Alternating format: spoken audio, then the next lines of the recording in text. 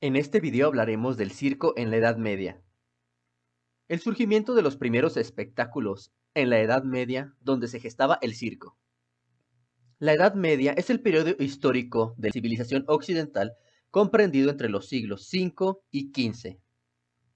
Convencionalmente, su inicio se sitúa en el año 476, con la caída del Imperio Romano de Occidente, y su fin en el año 1492 con el descubrimiento de América, o en 1453 con la caída del Imperio Bizantino, fecha que tiene la singularidad de coincidir con la invención de la imprenta y la publicación de la Biblia de Gutenberg, y con el fin de la Guerra de los 100 años.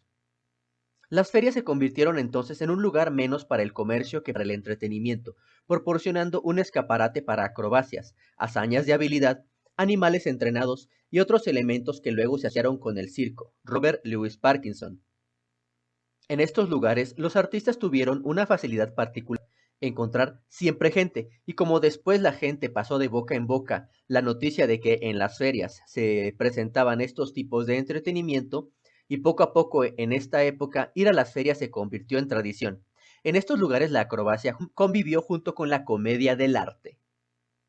Por cierto, la comedia del arte es un tipo de teatro popular nacido a mediados del siglo XVI en Italia y conservado hasta comienzos del siglo XIX.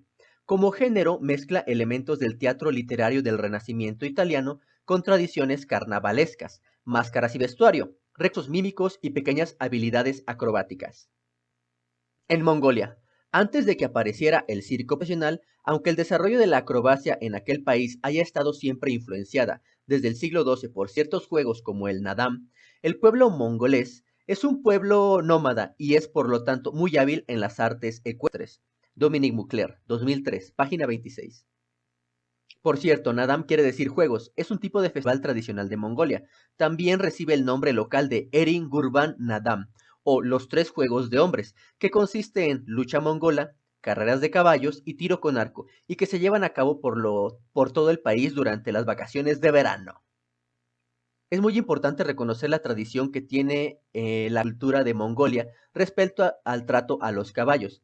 A principios del siglo pasado, una persona llamada Elizabeth Kendall viajó a Mongolia para observar esta relación y observó lo siguiente, cita textual: para apreciar al mongol debe verlo a caballo, y de hecho rara vez se le ve de otra manera, ya que no pone un pie en el suelo si puede evitarlo. El mongol sin un caballo es únicamente la mitad de un mongol, pero con su caballo es tan bueno como dos hombres. Es un espectáculo verlo desgarrar la llanura, la brida suelta, el asiento fácil, como el vaquero occidental, pero con menos extensión. Durante siglos, sin embargo, no hubo intentos de organizar tales actos en un entretenimiento distinto. Más bien, individuos y pequeños grupos de artistas con talentos especializados vagaron por Europa, África y Asia. Robert Louis Parkinson. En Japón, en 1336 aproximadamente, la acrobacia japonesa se inspira a menudo en las tradiciones religiosas.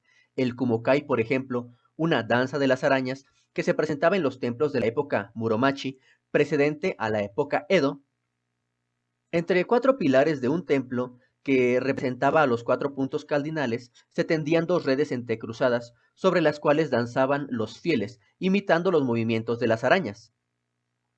Dominic Mukler, 2003, página 29.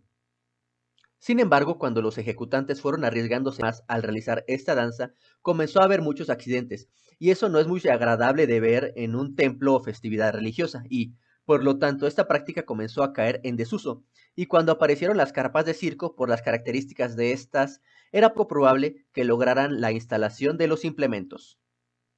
Bien, eso es todo por este video. Si te gustó, te invito a compartirlo, suscribirte y darle like.